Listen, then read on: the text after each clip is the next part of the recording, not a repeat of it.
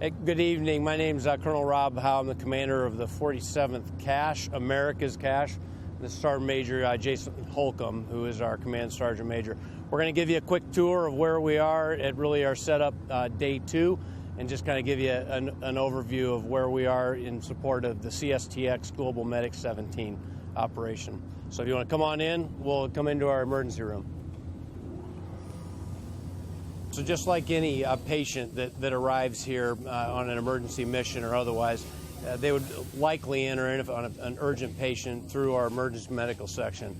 This team will have up to 6 beds once we're fully established, and they're really the reception committee for any of the patients that we may have.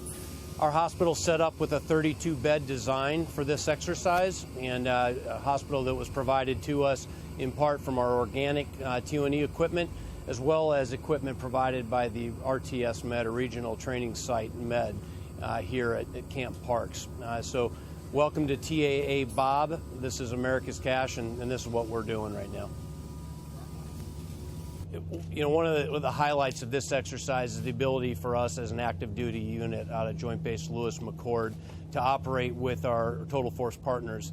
331st Minimal Care Detachment out of Florida has deployed 38 soldiers to us, and they've integrated with our team, and I'll tell you the level of expertise that these professionals exhibit day in and day out is very impressive. They get to do the clinical piece for their day jobs, where we often have to seek opportunities through Madigan Army Medical Center or other opportunities.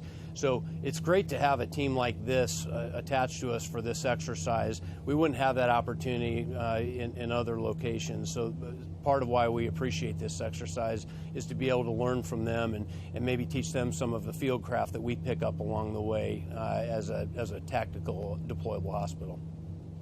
All right, we'll keep moving. Thank you, ladies.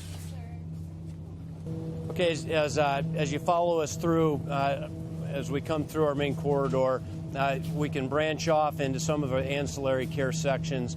We'll go ahead and show you X-ray, which is currently setting up. As soon as we get our X-ray capability up for our mission, then we'll be considered Role 2, fully ready to receive our first patients. We're currently standing in our X-ray ISO shelter. We brought this piece of equipment from home station. It's a work in progress, and we're building it now as we speak. But it gives us full X-ray capability here, just like you would in any of our major hospitals. All right, let's head on over and check out some of our other areas. This is the interchange for the hospital, which serves as a centralized hub. All of our ancillary services branch off of this tent here. Patient's darkest day, you could expect that they might end up back here in our operating room. You'll have 2 tables established that are already set up now, but as they come through the corridor and work through EMT, this is ultimately where they may end up on one of our operating room tables.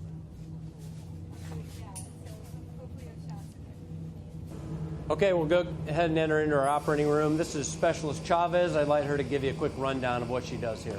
Specialist Chavez. I'm an OR tech here at the CASH, and my job is really just to assist the surgeon getting everything ready for surgery. In the room we have our 2 circulating nurses and our CRNA. So, and usually we would have the surgeons in this room, but they're not here right now. But my job is to get everything ready, prepare the sterile fields, and then assist the surgeon throughout the surgery. We have our CRNA who make sure our patient is alive, our circulating nurses who make everything possible as well. They go and get everything that we need as well, make sure everything's ready for surgery. So, yeah, we wouldn't be able to do any surgeries without all the staff in this room right now. Great. Thanks, Chavez. Okay, after the surgeries are complete, the patients will likely be delivered next to our intensive care unit. So I'll show you that next. We just entered our intensive care unit. This is a 12-bed capability for some of our more urgent patients and that are coming out of surgery or preparing. We have resuscitative capability here.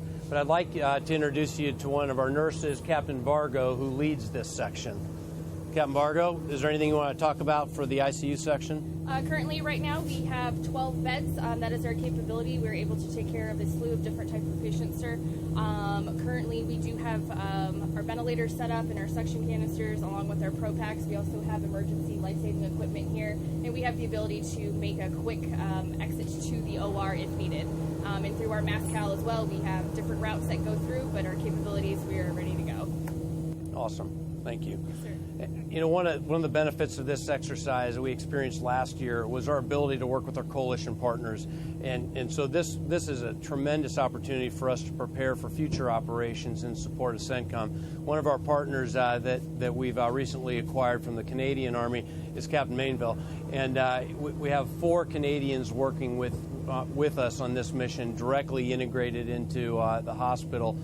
We also have 10 clinical providers from the Kingdom of Saudi Arabia that have joined this mission. So what an opportunity to see how they do business. We can share our ideas with them, and they obviously contribute. So Captain Mainville was out here putting up tents with all the rest of our soldiers last night, and enjoying the heat as he came down to the south from Canada. And we're very happy to have him be a part of our team. All right. Hey, thanks for visiting 47th Combat Support Hospital out of Joint Base Lewis-McChord, Washington, and 1st Corps.